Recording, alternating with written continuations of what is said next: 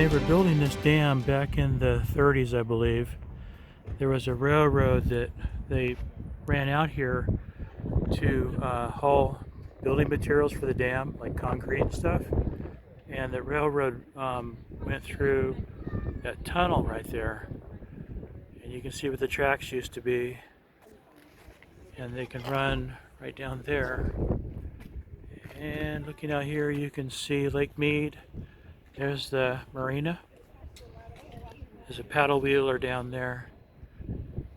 You can go on a boat ride on that paddle wheeler. Take you out to the back side of the dam.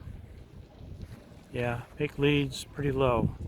It's been low for years now. This is the lake overlook. We're on our way to the dam.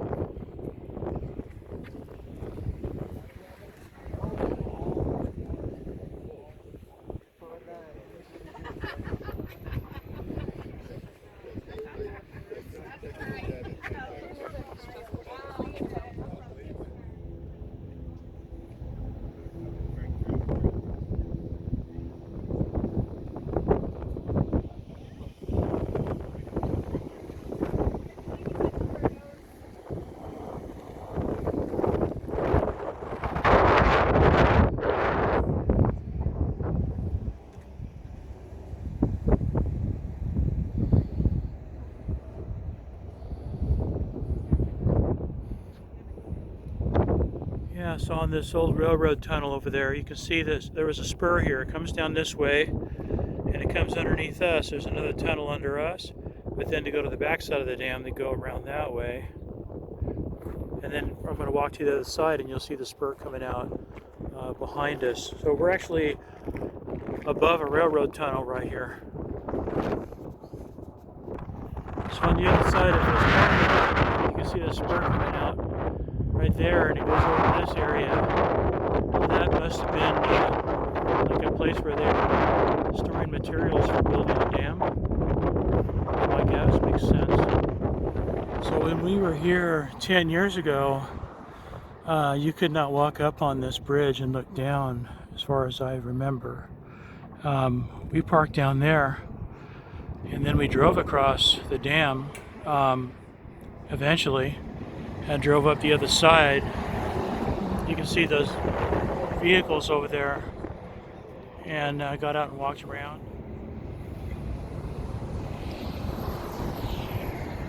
This is the Colorado River.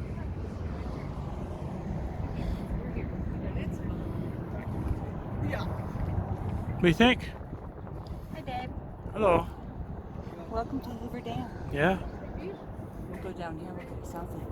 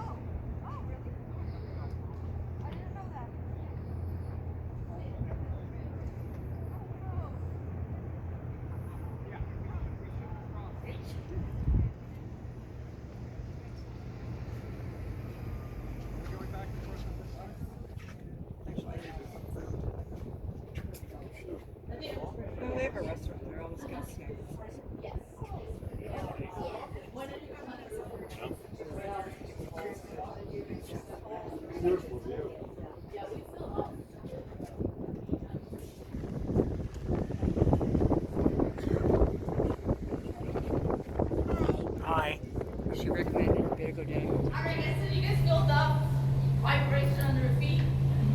Okay, so that's the water running through the pipe, the penstock pipe, the water pipe, the big one. People think the water runs through this pipe. This is an air pipe. They see that one, they get scared. But they think it's a water pipe. This is how we keep this tunnel nice and cool all year round. So we send air in, the water cools the air, so we have natural haze. The pin, those pins that hold the pipe together. You look at the pipe, the penstock pipe, all the, there's 160 pins on each joint. And I don't know if you guys noticed the water on the walls in the tunnel. The rock is volcanic rock. The water is from natural We're down springs. 537 feet. Now we're standing right here, where the show line is, and where the original diversion tunnels. Our next stop on tour, we're going to go up and see those generators. Now, if you look outside either window there, you're going to see a large pipe.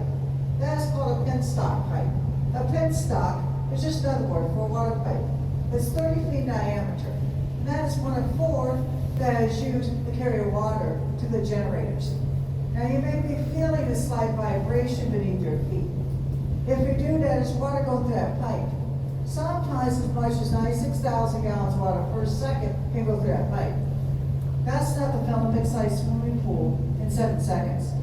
So ours come from 30-foot pipes down to 13-foot pipes down each generator. Now, before the dam was built, the engineers had a problem.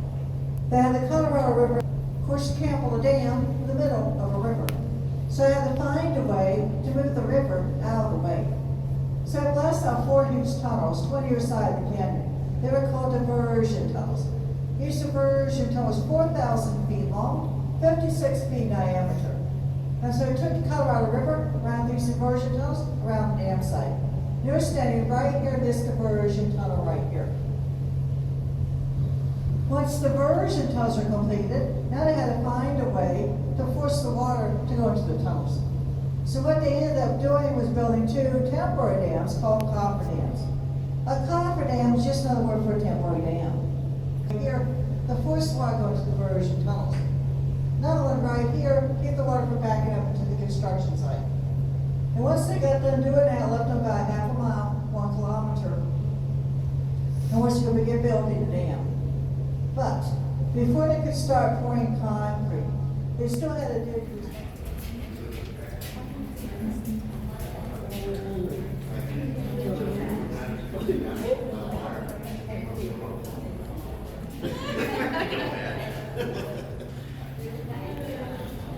All right on in, guys. I'll wait to the back, shoulder, face the doors. We're gonna fill this elevator.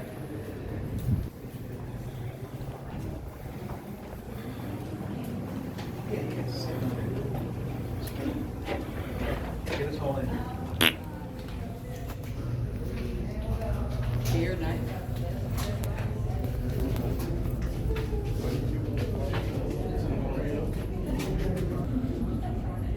People stood by the doorway. If you do need a drink of water, there's a water fountain in the corner. If you need to sit down, there's some benches along the back wall. Please take your pictures now while I'm speaking, because once I get done speaking, we have to leave the room. There'll be no more time for photos. Welcome to Nevada's side of Hoover Dam Power Plant. We have 8 generators on this side. We have another room just like this over on the Arizona.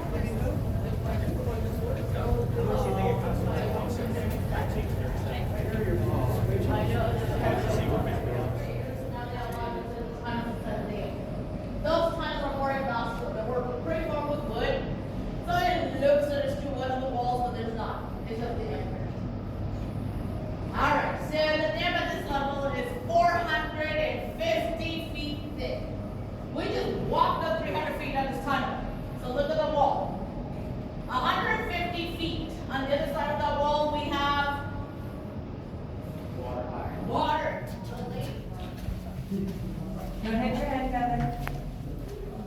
hill's pretty tall. Hello, Rich.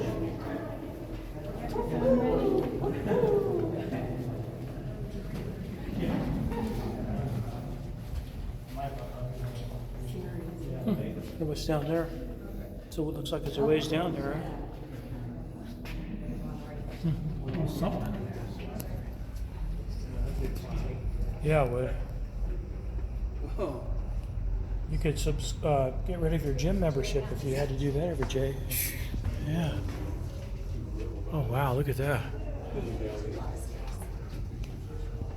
Wow, that's a lot of. Yeah, that's pretty steep. Yeah, I wonder in that corner. Don't kick the box. Yeah. That's kind of like Quebec, going up and down west. Yeah.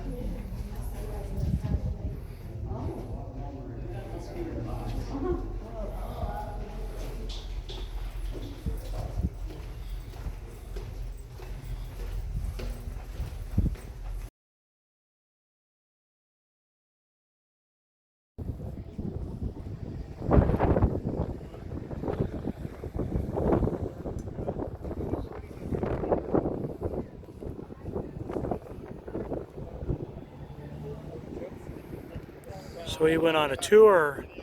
We were down inside the dam, and we were inside looking out that vent.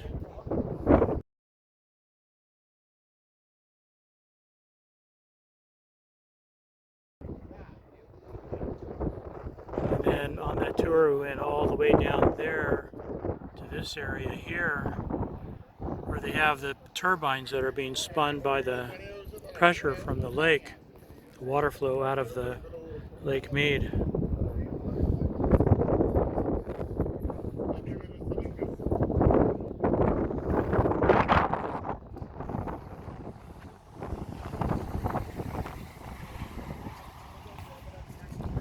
There's that World War II pillbox up there.